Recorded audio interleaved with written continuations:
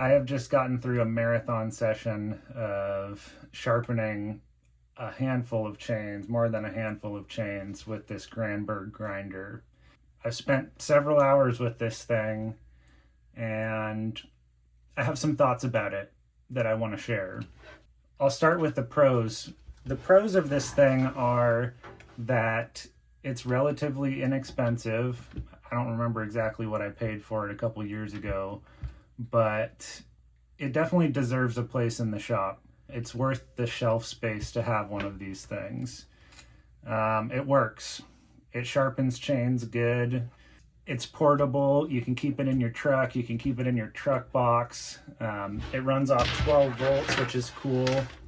I was just running it off of a power supply for my radios, but you can run it off a car battery or a UTV battery or anything like that. So it's got some strong points. It also has some downsides, though, that I want to share with you guys. First off, the construction of it. Right out of the box, as soon as I turned it on, the motor doesn't sound great. It never failed. It always turned on and always kept good speed, but it doesn't sound great. Take with that what you will. The adjustments here, this is just like a pot metal casting, and I'm skeptical about the level of accuracy that you get out of these angle measurements here. The cross angle, the side angle, up and down seems pretty good. But I was noticing a lot of inconsistencies with my chains. And for a while, I thought it was just the Oregon chains that I was having issues with, but it started happening with the Stihl chains too. It's odd because some chains were perfect and the measurements and angles seemed to hold well between each set of teeth on each side, but other chains it didn't. For the most part, I was holding a 0 degree angle across the top plate. So it was 30 degrees, across the bar, and then 0 degrees across the top, I guess you would say. The side that I had set for 0 degrees sharpened good, and then when I switched to sharpen the other set of teeth on the other side, it was off by like 5 or 10 degrees or more. And that's concerning because that'll most likely make your chain cut at an angle. This isn't just a set it and forget it type tool. You really have to be diligent about watching your angles, making sure that the things are set right. Don't just trust that because it's working good on one side and you switch it to your other 30-degree angle that it's going to work good. These little, I think they're, zinc plated pieces here. These are to hold the chain rivets down. These are finicky. They need to be loose enough to let the chain go through, but not tight enough to make the chain bunch up back in this area and jump out of these things. By the end, I got pretty good at adjusting it so that it had the right amount of tension to not get fooled by these things, to not get messed up. But these were a pain point for me. Also, this thumb screw right here is what tightens it to the bar. And you can see it's the casting is one piece. It goes up and around, and this thumb screw tightens on one side, right?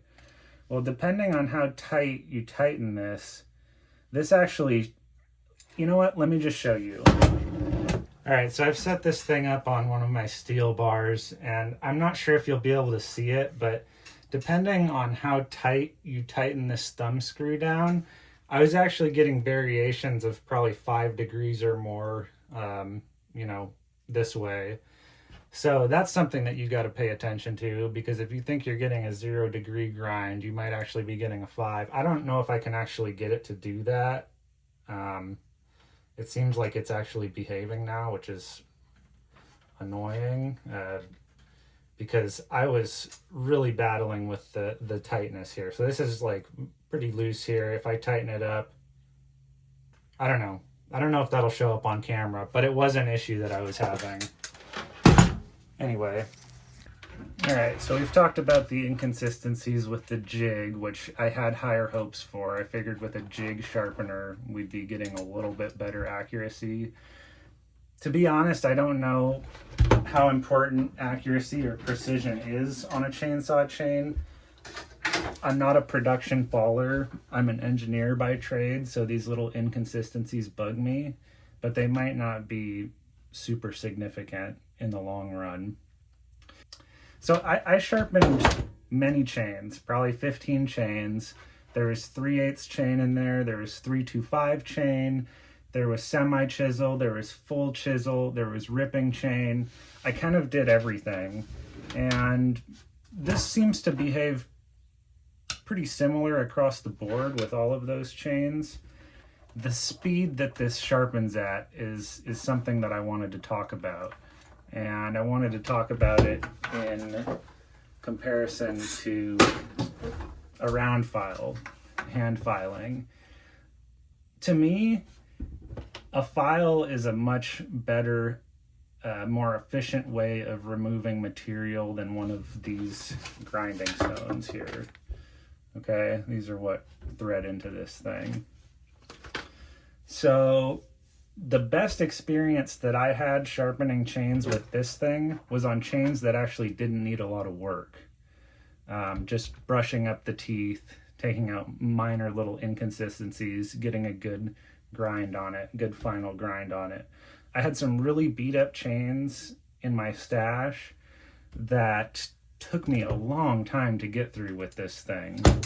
And they really chewed through these bits. I would say probably no more than like 3 or 4, maybe 5 chains per bit, which in the long run I think is pretty economical. I mean, I don't remember how much these things cost, but they're not too bad. If you get one of these things, definitely get the lube for it. The lube helped quite a bit with the life of the cutter and the speed. I almost wish that I had invested the same amount of time in learning how to use this thing and sharpen my chains with a round file, because I probably could have gotten a lot more competent with a round file. I like this thing, and I think it's worth it. I'm a little bit lukewarm on it. It's not the end-all be-all sharpener solution that I thought it was going to be, but it does work, and I got to give Granberg some credit. This is a good product. I think that I would have rather paid a little bit more money for actual machined parts with better tolerances rather than this cast thing, because you never know what you're going to get out of castings, especially if it's coming out of China, which it probably is. Yeah, I would say that I give this like maybe a 7 out of 10. It's good, it's passable, and it works. But there are definitely situations in which hand filing is definitely better than this thing. One last tip that I have is my sort of philosophy going through all these chains that I sharpened was I was finding the worst tooth and sharpening the rest of the chain down to the depth of that worst tooth, because you want to have a relatively consistent cutter length to make sure that your cuts are straight. So I was chasing the worst tooth, and I think that is maybe not the right way to do it. I think you should be maybe chasing like the second or third worst tooth, and then, you know, don't leave the other bad teeth, the 1 or 2 other bad teeth, but hand file those down. Don't chase the worst, because you're going to take a lot of life out of your chain, and you're going to be spending a lot more time sharpening than you actually need to. Because if 90% of the teeth are good and 10% are bad, I mean, the math seems to work out that it would be better to not chase those bad teeth. So I hope that this is helpful to like somebody that's interested in getting one of these things. Like I said, this deserves a place in the shop, and it's certainly got good use cases. But I think you know, it's important for people to know the downsides of it too, and that it's not just a set it and forget it type of jig sharpener. There's a lot of fine tuning that goes into using this thing, and you really need to have a watchful eye if you want a consistent grind. But anyway, the Granberg 1012 XT. Hope this was helpful to somebody out there. Now that I've got functional chainsaws and sharp chains, maybe we'll actually go do some wood cutting and take some trees down up at the property. So if you like that sort of stuff, subscribe to the channel. Thanks for watching, and happy sharpening. We'll catch you in the next video.